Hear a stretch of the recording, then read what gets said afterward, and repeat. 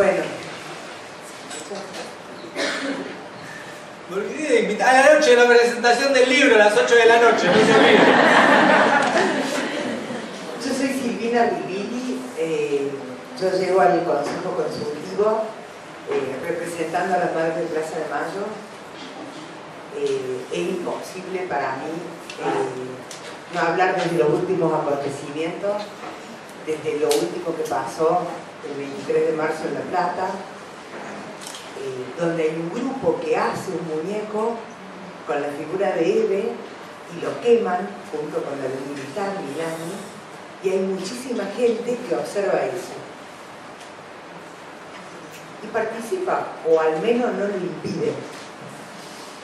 Eso nos puso a los que estamos con las madres, y con las madres no se puede estar a medias, porque no hay ninguna posibilidad, porque no tenemos margen, porque ellas nos plantean otra organización política en una situación desesperada de generar algo, ni bien se supo la noticia, y desde distintos lugares del país,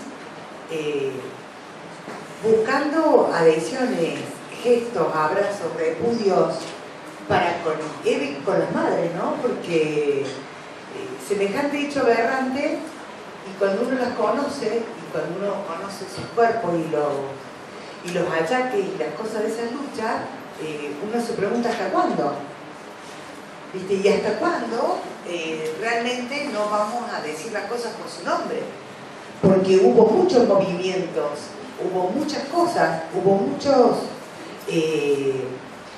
cosas que sumaron para que nosotros pudiéramos tener hoy esta Ley Nacional de Salud Mental, la CONISMA, el Consejo, pero las que primero pusieron el cuerpo en el 2002 fueron las Madres de Plaza de Mayo, y con muchos compañeros de todo el país, incluso de acá de Rosario, Mario y a él, sumando desesperadamente voces, logramos instalar la situación y recibir, y que ellas recibieran miles de adhesiones, y en el medio de eso llega una nota firmada por Leo Gorbach y por Elian, donde ellos como secretarios del Consejo y en nombre de la CONISMA repudian, invitan a que se expresen todas las organizaciones, y entonces ahí nosotros sentimos que sabemos dónde estamos. Que sabemos dónde estamos en el Consejo, que sabemos el reconocimiento que las madres tienen, porque está expresamente dicho en esa carta. Y nosotros... No sé, ¿hola? ¿Hola? ¿Hola? Bueno, digo que cuando uno sabe en dónde está, cuando uno sabe desde qué lugar habla, y uno sabe que no habla en un lugar propio, o sea, ni mis compañeros ni los que organizamos y tomamos el Congreso de Salud Mental en el peor momento de la estafa y la traición a las Madres de Plaza de Mayo, y nos hicimos cargo como pudimos, sabemos que no estamos acá por lugar propio, por nombre propio ni por ganancia propia. Sabemos que estamos en nombre de las madres, y en nombre de Eve y las madres realmente tenemos que aprender a llamar las cosas por su nombre. Cuando nosotros decimos usuarios o locos, ¿cuál es la diferencia, Alan? ¿Los usuarios son psicóticos? ¿Quién diagnostica? ¿Quién dice este es usuario porque es psicótico? Y yo no, que tengo años de análisis, tomo clonazepam a veces.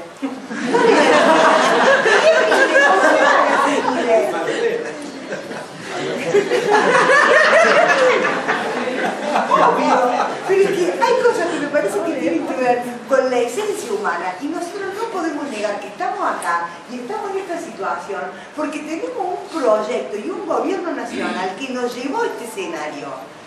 Nosotros con las madres marchan apoyando el proyecto nacional, y nosotros no podemos corrernos de ahí. Entonces no se puede estar un poco con la ley y un poco no, un poco con las madres y un poco no, un poco con el proyecto y un poco no, porque somos nosotros los incoherentes.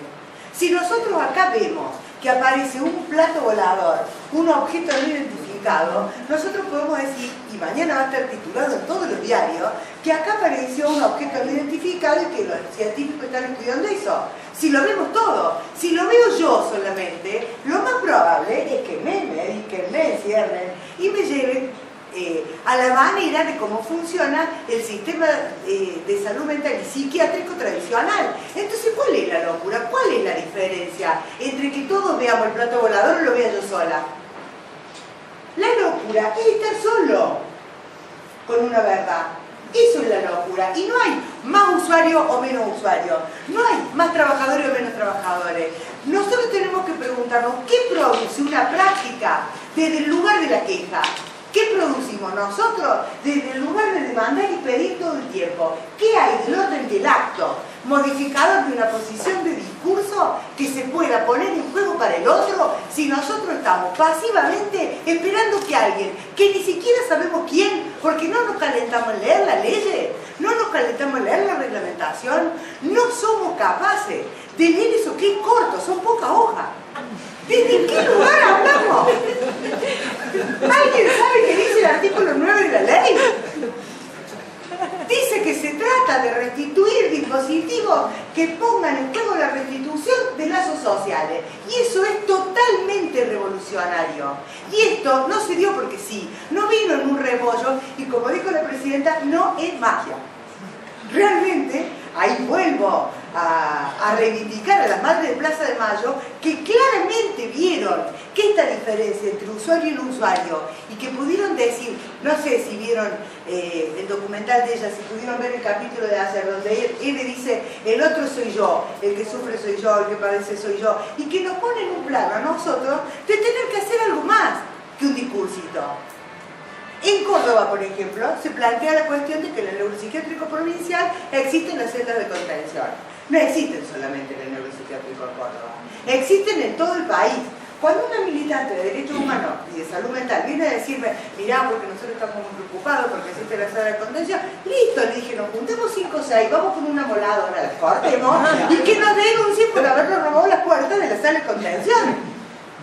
Me parece que ese tipo de acciones, o poner tu escritorio adentro de la sala de contención, porque en definitiva esos discursos globalizantes, es decir, la sala de contención se siguen usando y nos seguimos quejando, ¿quién es el que indica la sala de contención?